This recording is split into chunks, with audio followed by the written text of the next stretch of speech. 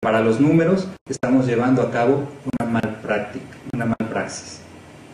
Para un hospital de zona, entonces, sobrecargamos también su capacidad. Y entonces un médico en un hospital de zona que atiende 30 pacientes por consulta tiene una imposibilidad de llevar a cabo un buen manejo. ¿Qué consejos prácticos? En el caso de los IECAS, recordar que están indicados en todo paciente con insuficiencia cardíaca por insuficiencia sistólica, independientemente de que esté sintomático o asintomático. En ausencia de contraindicaciones absolutas, todos los pacientes en este contexto tienen indicación para recibir un IECA. Recordar que tienen un efecto de clase. Son fármacos que nosotros podemos elegir entre el captopril, el enalapril, el lisinopril, el ramipril, el dandolapril y vamos a tener beneficio. Utilicemos el que tengamos, pero utilicémoslo.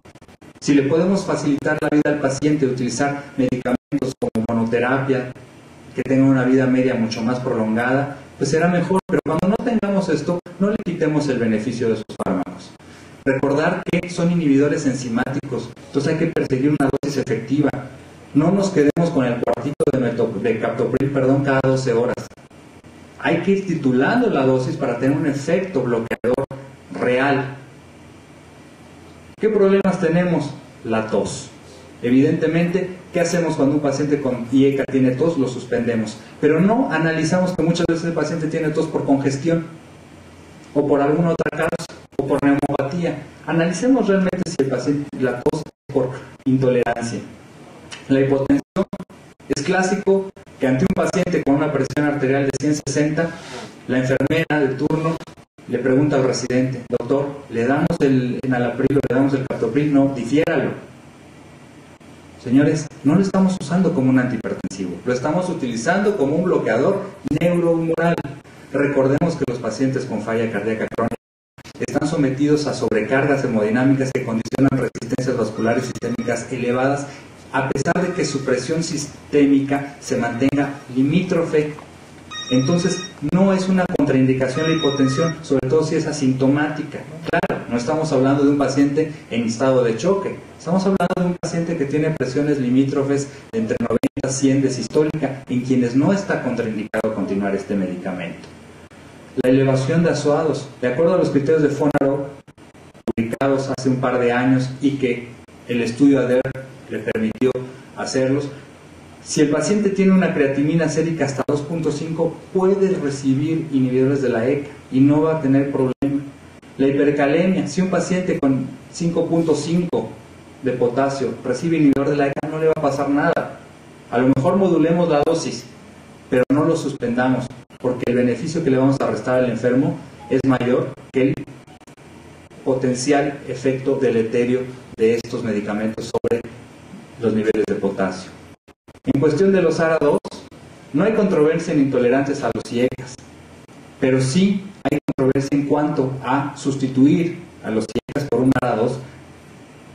Salvo el estudio CHARM, no hay una evidencia real en donde nos diga que un ARA2 es superior a un IECA, porque además el efecto de clase, y parafraseando un poquito a Vivencio Barrios, que es uno de los investigadores principales del CHARM, el efecto de clase en los ARA2 no existe como tal, y en realidad solo son dos los medicamentos que en el contexto de la insuficiencia cardíaca han demostrado un beneficio objetivo, como son el valsartán en la insuficiencia cardíaca postinfarto o el candesartán silexetil en la insuficiencia cardíaca crónica que el programa CHARM nos dio.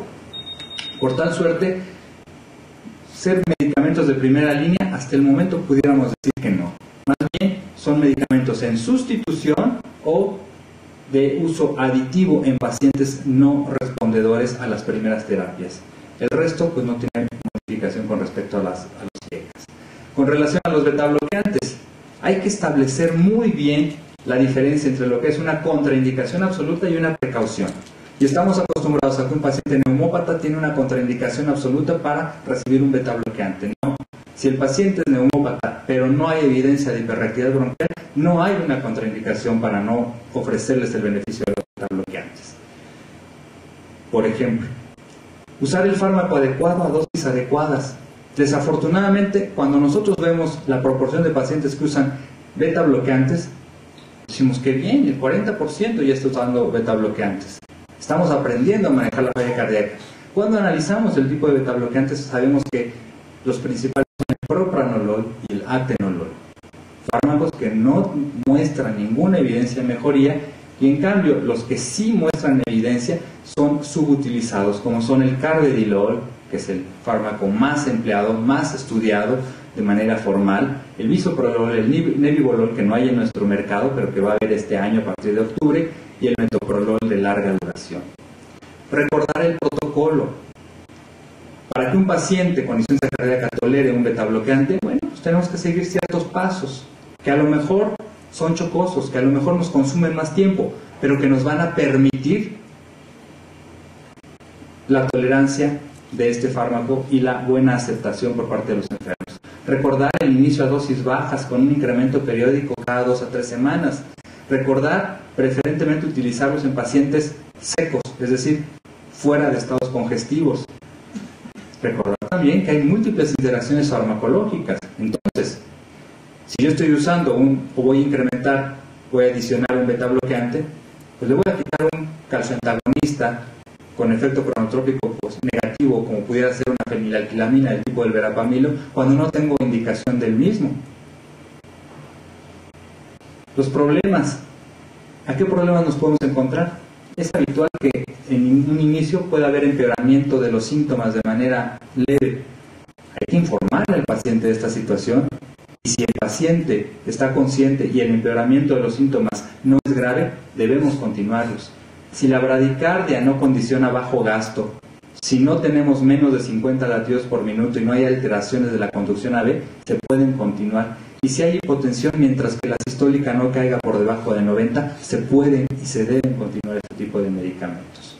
Los antagonistas de la aldosterona, que tanto han repuntado desde 1999 que se publica el estudio RAILS, recordar que no son una terapia de inicio, deberán siempre ser una terapia adyuvante.